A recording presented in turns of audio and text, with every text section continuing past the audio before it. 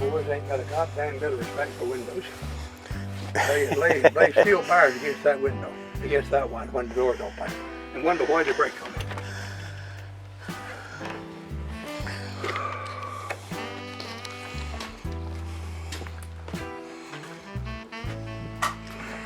John Deere. Been in here for 2 months and he ain't touched it. New chains, new rolls, everything. New sprockets here. Everything for it. Pretty good size. Well, the 450G was a goddamn good tractor. A good one. Well, there's the Ford. Of course, there's a whole mess of shit on it. I've got 30 different pair of tongs. I want some pictures of taking pipes off from there for you. If you want to, I'm gonna. I'll get that down. So you built your furnace yourself, huh? Yeah. We had the first one. We had it in the pit right here. Then we filled the pit up. The stove in the pit where it got damn good. What do you use the hooks for? Right? What do you use the hooks for? What kind of hooks? They look like the pulp hooks, I think. Yeah. There's quite a bunch of them there. Huh? You got quite a bunch of them there. There's some that Bill Kinsey made. They're better than nothing, but they need some. They leave some to be desired. Pulp hooks are a damn handy thing to have around any kind of a job. So what you got in this thing? Is it coal that's in there? Yeah. I've got 150 pounds of gold probably. And they use this for your fan? Yeah, somebody just moved his up there. Then the ladles there are Babbitt ladles.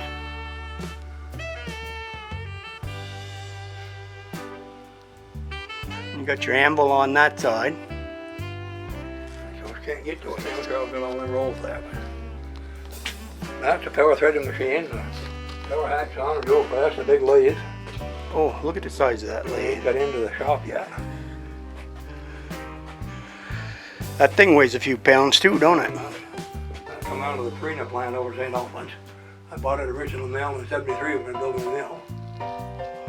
It's a 94 D self-bend made in 1934. Still running good. You still run, yeah. What happens if you need parts for them? You just got to build them yourself? Well, I guess probably you can still get parts for it. Self-bend's still in business. Doc wants to move it up to his shop. I don't care if he does, because I ain't not never using it again. I tried for 3 years to get a night course, machine shop course, over to the Lamoille Union. We never could get enough people signed up so we could ever have that.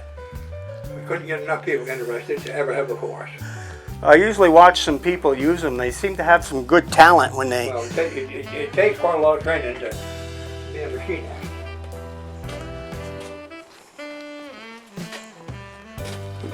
It's kind of... I've got the tools in here. That is full, and these cabinets are all full. Special engine tools and everything in there. Two tool boxes full of carpenter tools there, and the drawers are all full.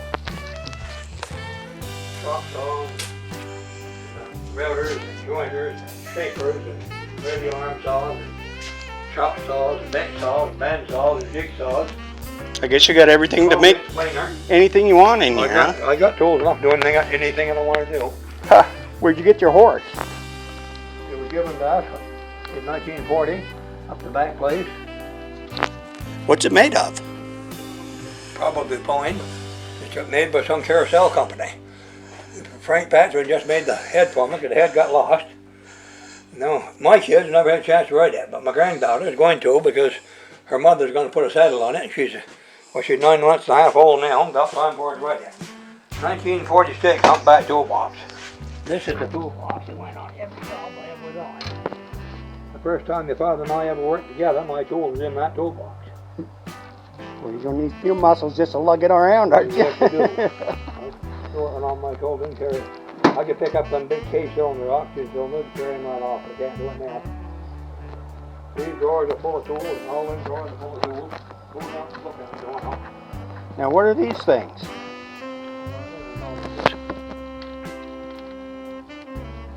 Ooh, used to make those? John the Whittler, remember John? Yeah, we do. He used to whittle things Wagner like that. came with one. Wagner, yeah. He lived down Johnson here, where the old hotel was, up by the bridge. I knew all this part. Now, how did you whittle the balls to get them in there? You don't take them out. They're always in there.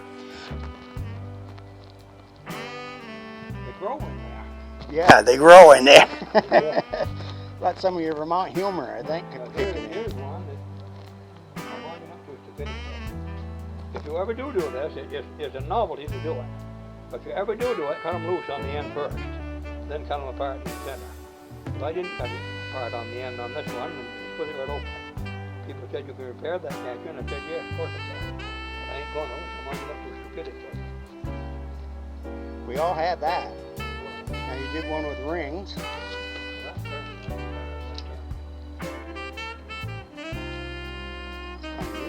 Hold all my garbage to it, but I need to do something.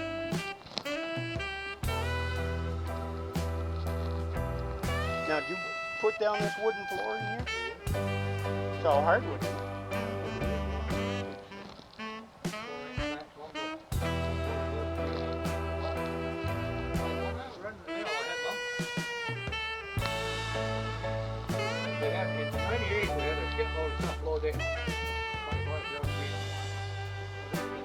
Yours are 2 8, 24 feet long. These ones are 2 6, 24 feet long. Them was underneath are 6 by 8, 24 feet. When I was running all the time, I had lumber. That's all it. That was 100 feet of solid lumber all the time. 4-inch board didn't sell very good, so this whole building is studded with 4-inch lumber. And the floor, and the barn floor in the barn is double boarded the 4-inch lumber. Coming roof. It ain't going nowhere then, is it? It's always nice to build things that's going to be around longer than us. I got where I can't use it.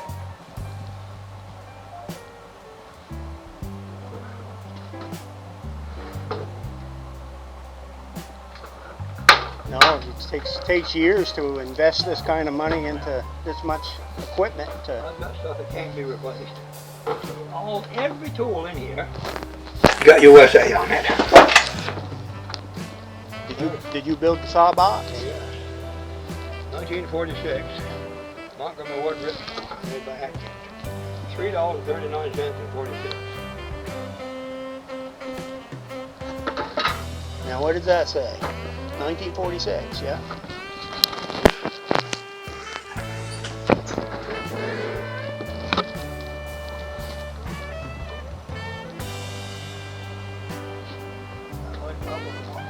It is. Well, that's kind of a neat box to keep it in, isn't it?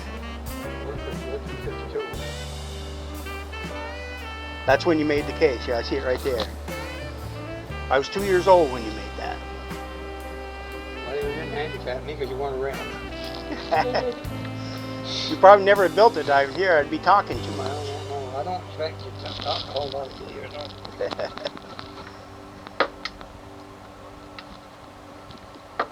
This man's got every tool you can think of. I know, he's like a history. What are these things? These are things he made. He makes them so the balls stay inside of the wood. Look at that. Look at the wooden rocking horse behind you. That was given up in 1940. My kids never had a chance to use it. I got it repaired except putting a new saddle on it. Corey's going to put a saddle on it so our little granddaughter can play with it. Now, is the bottom come with the horse? It was all made together. So it was all the same fixture then? Some carousel company made that. Probably in about 1870s or 80s. 1940 it was given to us. So it was probably made in 1800s. I think probably was made before 1900. I think probably about 1880. And it's real horsehair, made. Well, I put that on it. Yes, it is. Frank Patrick made that head. That's what happened to your hair. The head You got put it lost, on yeah. the horse. Right. The head got lost. It's supposed to be in the cupboard upstairs, but I couldn't find it. Frank said, I'll make you a head. And he did. With these rocking horses, I made 25 of them. The smaller ones. I made one of them for the granddaughter and one for the grandson. They kind of outgrew them. but they're a lot bigger than the original ones. Are these them, the ones that you built for your grandchildren? I'm gonna tell you something, when they start having their children, they're gonna want this back. Maybe, I don't know. I don't know, my kids, they had their grandfather built them one, and now they have kids, they want them back. And I saved them in the attic. So, it wasn't my fault.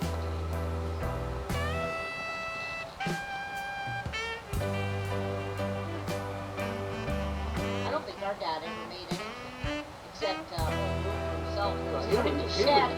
He was busy trying to feed you kids most of the time. Yeah, he wasn't into like crafting anything. Well, we never went hungry, that's for sure. No, he said we ate by the seasons. When it was winter, it was perch from the lakes.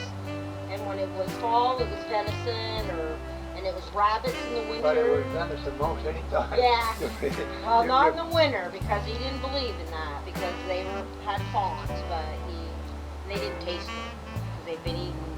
No, but you had to be careful with them rabbits, because every once in a while you get hit one of them pellets in your teeth, and it hurt like heck. Oh God, I can still remember him. He'd take him downstairs, and he had this little nail on the cellar stairs, and I'd sit there on the stairs and watch him. He'd put that leg on that thing, and he'd take his jackknife and he'd cut around the legs, and I couldn't tell you exactly how he did it. And then he'd just peel that skin right down over the head, and I was always amazed how that just came off like that. And then we'd have Yeah, I rabbit expect you stew. kids probably did eat more boiled green than most kids did. We ate good. But I don't think you went hungry. Oh, No, we didn't. Still don't go hungry. We still don't. But you know, we ate the best when we didn't have any money, and we ate off the land because we were kind of forced. Because You raised the garden potatoes. Didn't you? Oh yeah, we had to be out there. Yeah. Yeah. Dad, and even when Dad was older, he loved the gardens. He'd plant a field of potatoes, and they give them all We away. always raised our beef and our pigs, and Yeah. I mean, you know, I don't even remember going to grocery stores. No, I don't think we had the money. No, they might need some sugar or salt once in a while, but there was no going around No, I'll shopping. tell you, I enjoy working with you on that. We picked on each other all the time. That was part of the game. Well, you understood each other. It wasn't But like we it did. was going to ruin We your did friendship. understand each other, and we respected each other. Yes. Yeah, but you But two were very, a lot of very that close is friends. because we were both veterans. That had a hell of a lot to do about it. And he was proud about being a Well, it veteran. was. He had a right to be. Yeah, he was. It wasn't like he hid from it. He Right in the he middle even of it. Going to White River to the Veterans Hospital and talking to other veterans. He loved it. Putting boys ashore with an LCI at 17 years old was quite a goddamn achievement. And he said I did it different than a lot of them did. He said I'd come in to shore full speed and run the boat right up on the ground so the boys didn't have to walk in the water. Then he said when the tide changed, I could back in. Yeah, the problem was that as soon as he let that front down, most of them got mowed down before Quite a they lot even of them did. got out of the boat. Quite a lot of them did, is right.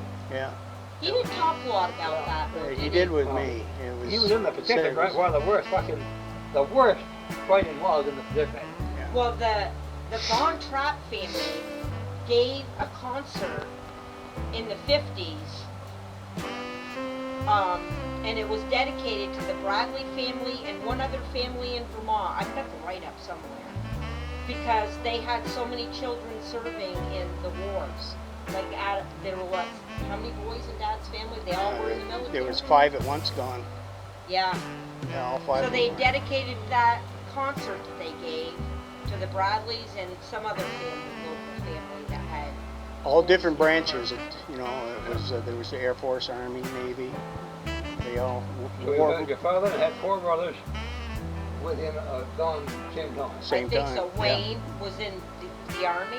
Yeah, Wayne, and there was Harvey and Dad, and Jimmy was in Greenland. Paul was in the Air Force, and Jimmy was in Green. Yeah, they were all military. Paul was in the Air Force. When I was a little kid, the milk house was there. Dad built that in '34, and the barn and the house. All the rest of these buildings I built. This part of the shop is built in 2000. The other part we started in 1950. But there's 13 years before we get into it. This part we built in 2000 and, well, I finished it, moved right into it. How many acres are on the farm? Well, we've got 160 acres. We've got the whole 160. farm, the whole lot. So- They are 160 acre lots in Craftsbury. Yeah, that's quite a lot of land. We've got more goddamn things on this 160 acres than anybody else anywhere. First of all, we probably got 300,000 feet of timber at a minimum, a greenhouse, a fish pond, a damn good sawmill, a goddamn good shop, and 4 dwellings, and all kinds of machinery, all kinds of tractors and machinery to do the work with. And we had everything we needed in the mill. We had log trucks and skidders and bulldozers and everything. Well, I don't need so much of that stuff now as I used to. No, and you've got the knowledge, and so do your children. Well, yes, my boys are geniuses. You can't put a value on that. Charles, you need to see that firewood process. When you get down home, when you get back home, when you get down to the North Oak, turn across the bridge and right up the hill there to Stan the Reed's house. He's cutting wood up there. Oh, right there on the right. Right up just above the old schoolhouse. Yeah. Just cross the bridge and right up the hill. Yeah, because I used to go up to, there's a new house up on top of the Yes, hill up there is. there. I used to go up there. I've never met your kids before. Well, Charles, he'll be down there. Someday He'll be down there until 3 o'clock. Well- No, today's Saturday. No, he ain't there today. He ain't there today. Your grandson goes with one of the Bradley girls. Yes. Is it Rhonda's daughter? Yeah. That's Benjamin Boyd, Cora's, Benjamin Lloyd. Yeah. Cora's oldest boy. He's one with the beard. Yep. You can stand shave him, but you don't want to. He looked like one of those Amish guys. He was in the Air Force in Valdosta, Georgia, most of his time repairing helicopters. It was all blown to hell in Afghanistan that his brother was on. His brother was a Marine in Afghanistan. He lost 8 buddies in 8 months over there. And they made a hell of a mark on him. Yeah. He's going to welding school right now in Burlington. He's probably got 6 weeks more. He's got a job right now working for Crane Tractors Con Service down to Plymouth State College at $50 an hour when he ain't in school. Gee, that's better than our $2.20 an hour. I think so too. See, look at, you know what? You may not have got the money reward that you were hoping for in life, but your kids will. Because the skills that they learned by being here, it's like a college education You're right, in itself. but you see, my kids were exposed to a great deal more things than most any kid was, because we were doing everything. We were sugaring, we were raising crops. We raised over 300 replacement heifers, and my wife did a good part of the barn job, a good part of it. When I was logging, I'd go out in the barn in the morning, get all rigging wet with sweat, then get on that goddamn log truck and go up on Walden Heights, load logs at 20 below zero, and I wasn't very hot.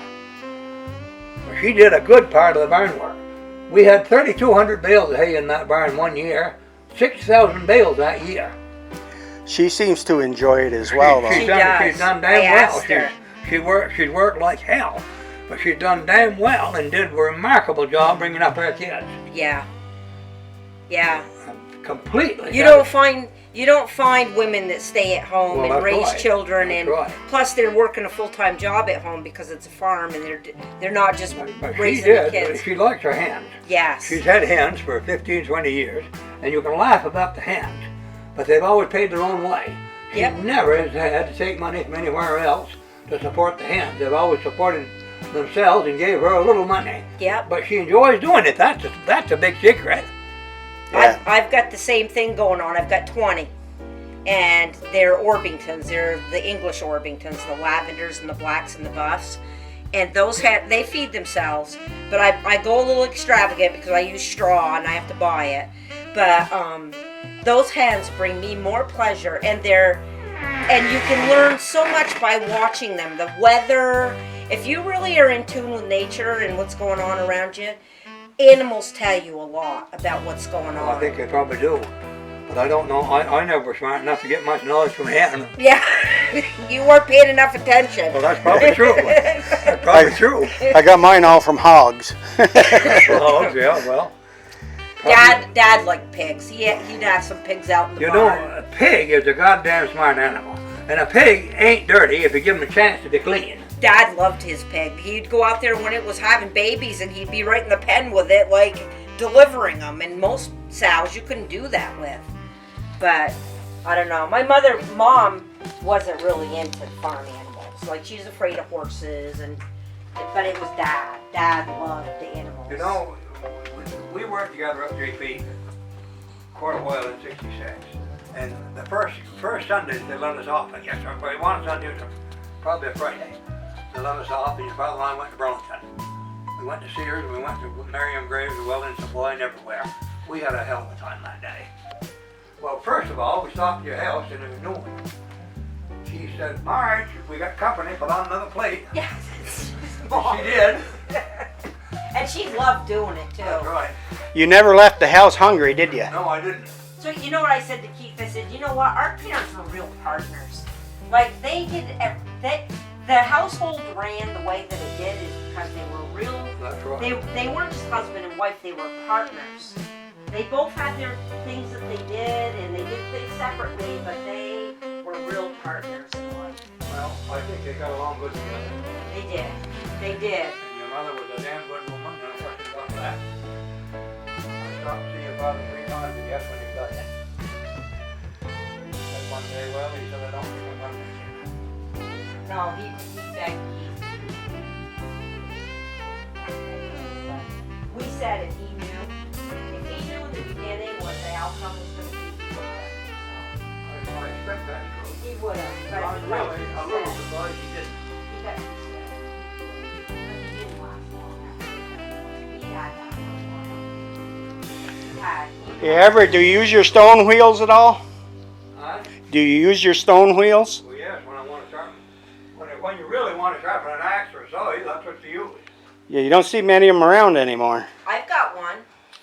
Mine isn't as big as that though. Mine's worn down pretty much. Especially a handsaw. They're the best things for hand saws. Oh yeah, look how big and thick those are. The only thing you can sharpen an axe on is the one axe car. You got the wet ground.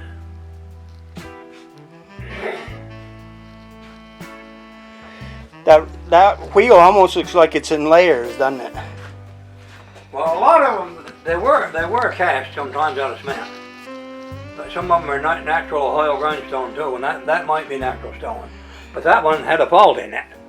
And it dips to beat hell right there. I had it rounded one time, but because of that crack in it, it creates a dip. Did it affect the sharpening at all? Well, no, but it makes your axe go like this all the Up time. and down.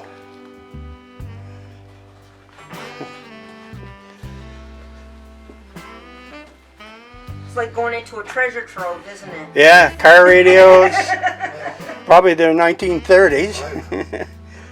I've always been very desirous of having everything to do anything with. I've got 5 crosscut saws in here. I've got 7 or 8 axes in the corner over there. Well, by God, they're valuable tools. When Yes, when they you are. get to where you can't get gasoline, and it may happen, and you have to start cutting your wood again with a crosscut saw, you're going to need someone knows enough to file them. You know what, Everett? I split all my firewood every year with them all myself. I take my time. I mean, it takes me all summer and fall to do it. But I do it. I have a mallet, and I go out there and I do it by hand. And then the ones I can't get, I'll borrow somebody's splitter and do it. But I let some of those chunks freeze up, like the beech and stuff, and they pop right off That's like right. butter. It's like, That's right. Dad told me that. He said, let them freeze. But we've got 3 splitters here. Duff has got one, and Charles has got one, and then his processors, a big splitter on that, and a big splitter in the conveyor. So we don't have to do that anymore. That makes it easier than Quite a lot split easier. them all. Quite a lot easier.